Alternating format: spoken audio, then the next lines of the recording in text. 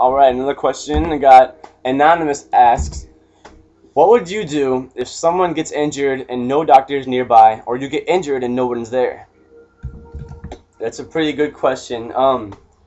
Yeah, that's happened to me actually. I got injured, my shoulder injury and stuff like that, and there was no doctor nearby and stuff like that. It was just me and some of the guys from the crew. And I didn't have insurance, so going to the ER probably wouldn't do much. And I could still walk, I could still move and stuff like that. It just hurt to lift my shoulder. It hurt to even move my shoulder. It was just sitting there throbbing. And one of those pains are the kind of worst pains ever, because you're sitting there and it's hurting like crazy and there's nothing you can do about it. Best thing to do is just try and stay calm, and then just maintain that calmness until you get to the emergency room or until you get someplace and stuff like that, you know. And if you're the driver and stuff like that, don't be an ass and say, oh no, I have this concert after this, I have this to do and stuff like that. You know, you bring your friend to the fucking ER. There's nothing noble about saying, oh yeah, I can't bring him to the ER because he broke his arm because he was a dumbass because he did this flip off this wall and stuff like that. I have this concert to go to get my band famous and stuff like that. You'll have other gigs.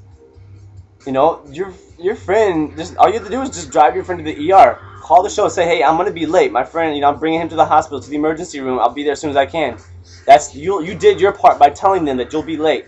And you're doing your good part by bringing your friend to the ER. So, you know, I recommend doing that.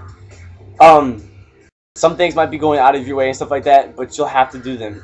Because if you want to be a good friend, if you want to be like that noble person, you want to take that high road, you do that. Because, I mean, you'll feel better about yourself. You may have lost like an opportunity and stuff like that, but there'll be other ones. You have the rest of your life to live. What are you in a hurry for? So, yeah, if, let's see.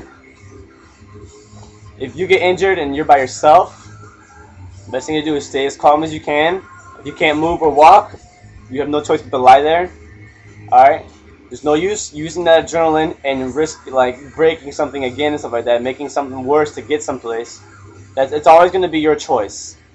But what I would do is probably try and crawl or roll to like the nearest spot I can find that would have people walk by.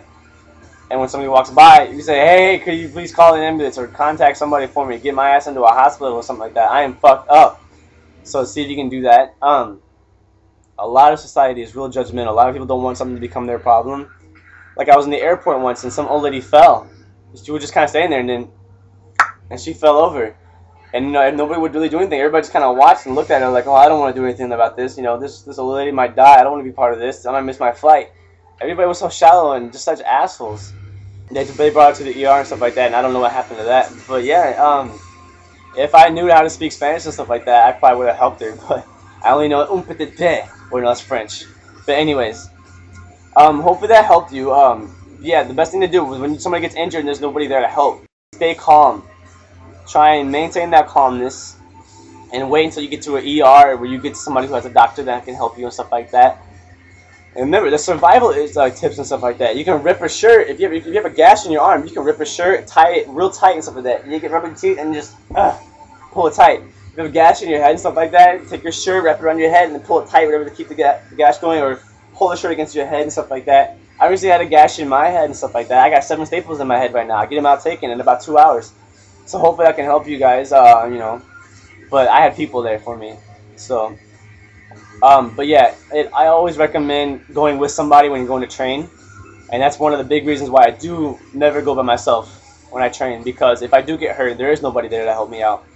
So I recommend training with somebody if you can, or at least having somebody there with you while you're training, so if you do get hurt, you can call for help. Hopefully that helped you guys. Take care. Good luck. Don't get hurt. Stay safe.